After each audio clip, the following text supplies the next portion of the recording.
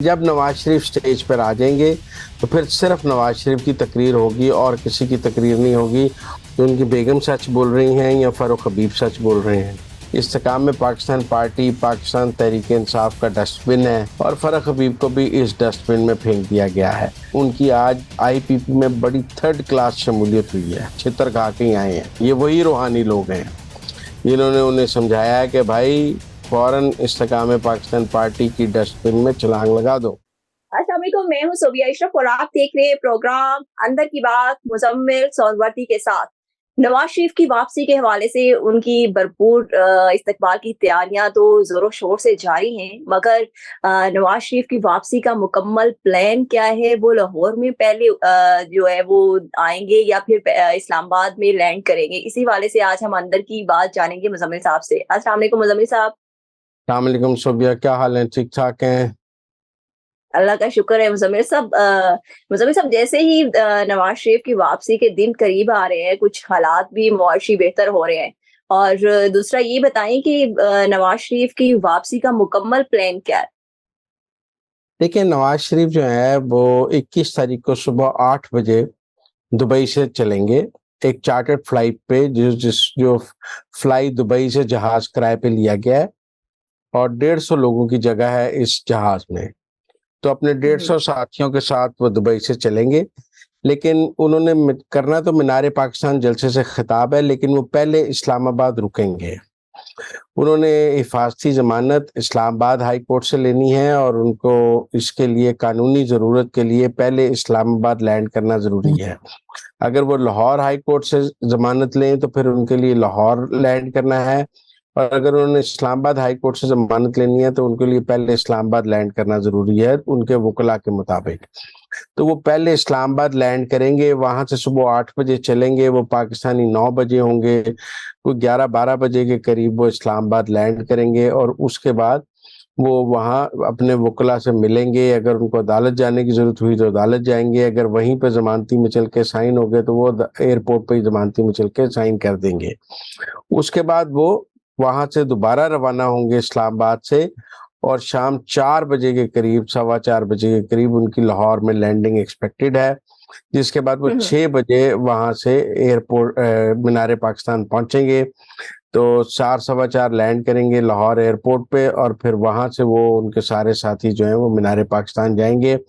نواز شریف ہیلی copter سے جائیں گے، جو ان کے ساتھ باقی ساتھی آئے ہیں ان کے لیے 2 بسوں کا انتظام کیا گیا ہے، وہ ان بسوں میں مینار پاکستان جائیں گے، جبکہ نواز شریف کو ایئرپورٹ پر شہباز شریف، مریم نواز اور دیگر قیادت ریسیو کرے گی، اور وہ ان کے ساتھ ہیلی کاپٹر پر مینار پاکستان جائے گی۔ یہ مزمل ان صاحب، کا آپ نے کہا کہ 150 افراد ہوں گے نواز شریف صاحب کے ساتھ، تو یہ اوورسیز ہوں گے، صحافی ہوں گے، کون کون ہوں گے؟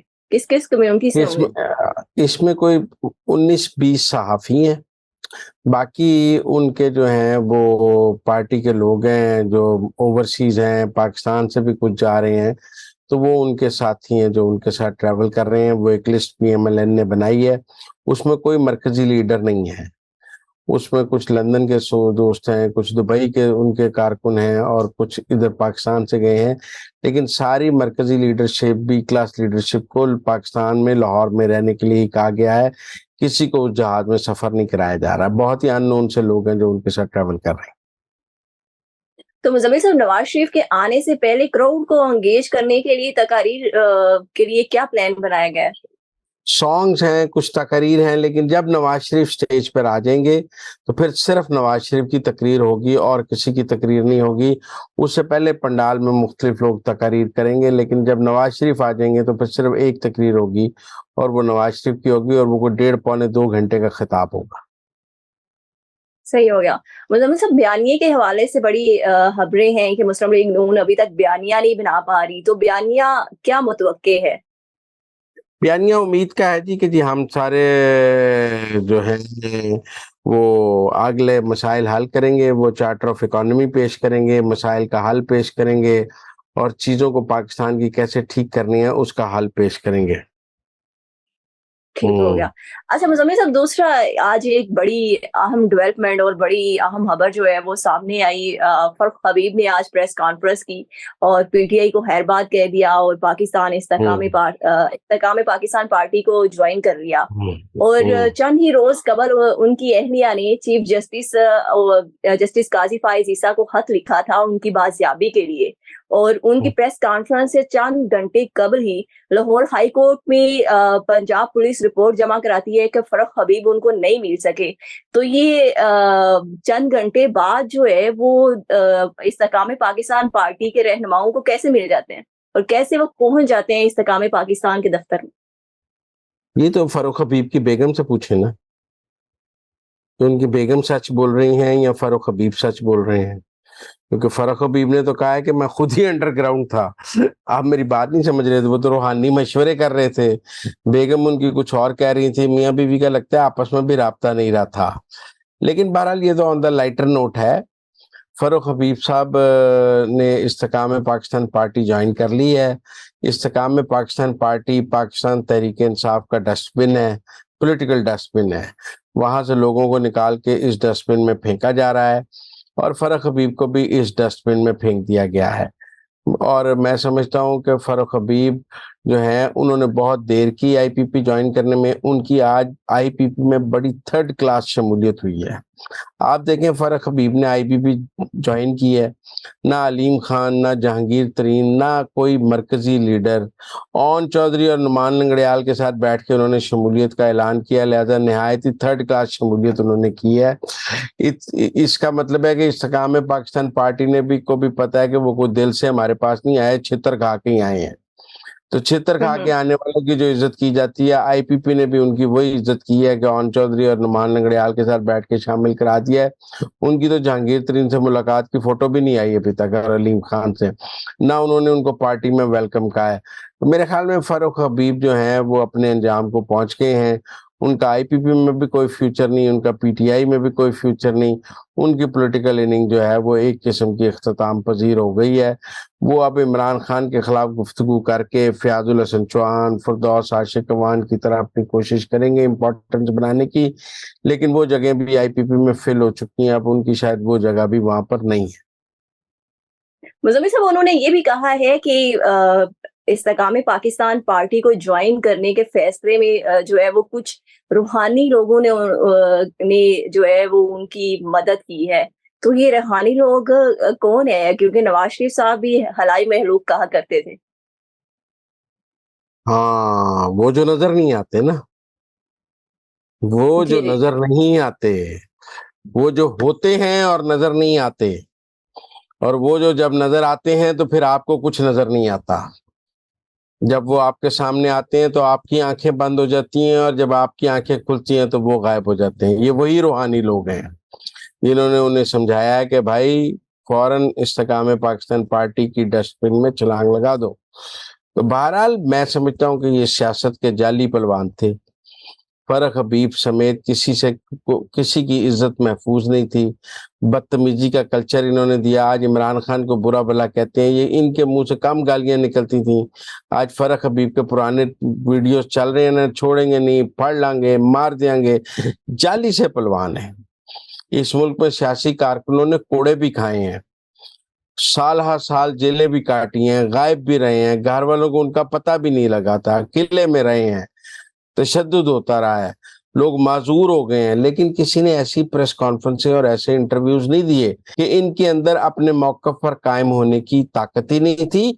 और आप इनकी गुफ्तगू सुने, ये ऐसे कहते शो करते थे जैसे ये लोहे के पहलवान है, और अंदर से निकले के हैं रुई का गद्दा। बड़ा अफसोस है कि इन लोगों के अंदर अगर स्टैंड लेने की हिम्मत नहीं थी तो इन्हें इतनी बढ़ बढ़ के बातें ही नहीं करनी चाहिए थी। इन्होंने लोगों की पगड़ियां उछाल दी, लोगों के नाम लेते थे, लोगों की कैरेक्टर असैसिनेशन करते थे, और अपने अंदर 7 दिन सहने की जरूरत नहीं थी। अफसोस का मुकाम है। लेकिन मुज़म्मिल साहब, 9 मई के वाक़ये के बाद अब तक 358 अफराद जो है वो पीटीआई को खैरबाद कह चुके हैं। तो इनका आगे सियासी मुस्तकबिल क्या होगा? और दूसरा ये बताएं कि ये शेख रशीद के इंटरव्यू के रिकॉर्ड होने की भी अतरात है। अंदर की खबर क्या है? देखिए, आप मेरी बात समझे। लोग कहते हैं कि जी इमरान खान को इनके जाने का कोई फर्क नहीं पड़ता। आप इसकी ये मिसाल समझें कि अगर आपके पास कारोबार के लिए पैसा होना बहुत ज़रूरी है, लेकिन सिर्फ पैसा जो है वो कारोबार की कामयाबी की ज़मानत नहीं है। इसी तरह पाकिस्तान के इंतखाबी निज़ाम में जहाँ वोट बैंक की अहमियत है, वहाँ इंतखाबी उम्मीदवारान की भी अहमियत है। अगर आपका पार्टी वोट बैंक है और आपका उम्मीदवार बुरा है, तो आप सीट हार जाएंगे। अगर आपके पास वोट बैंक नहीं है और उम्मीदवार अच्छा है तो भी हार जाएंगे। इसीलिए जब इमरान खान के पास वोट बैंक था तब भी वो उन अच्छे उम्मीदवारान की तलाश में रहते थे, क्योंकि अच्छा उम्मीदवार ही जीत की जमानत है। खाली वोट बैंक पे सीटें नहीं जीती जा सकती।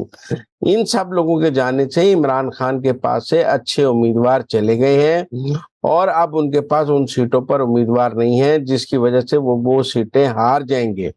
इसलिए अगर आप कहते हैं 358 लोगों ने छोड़ दिया है, तो मुझे लगता है कि कुछ 100 सीटें तो इनमें से वो हार ही जाएंगे। इनमें से कौमी असेंबली के कितने हैं, सूबाई असेंबलियों के कितने हैं, सिंध के कितने हैं, केपी के कितने हैं, पंजाब असेंबली के कितने हैं, तो उतनी सीटें वो हार जाएंगे। ये इंतखाबी उम्मीदवार थे, लिहाजा इमरान खान को नुकसान हुआ है, तहरीक इंसाफ को नुकसान हुआ है, जो इलेक्शन के नताइज में नजर आएगा।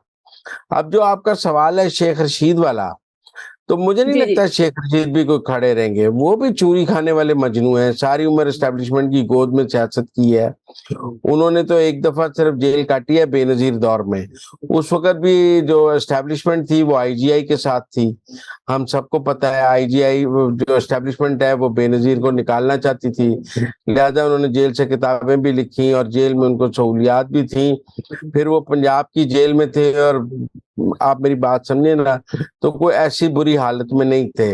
ये सख्ती जो आज सख्ती है शेख रशीद पर, ये उन्होंने कभी नहीं देखी है और मुझे नहीं लगता वो स्टैंड ले सके। मुझे लगता है उनकी इंटरव्यू प्रेस कॉन्फ्रेंस भी टाइमिंग पर आ जाएगी कि कितने दिन का गैप देना है और कैसे करानी है, बस यही मसला है।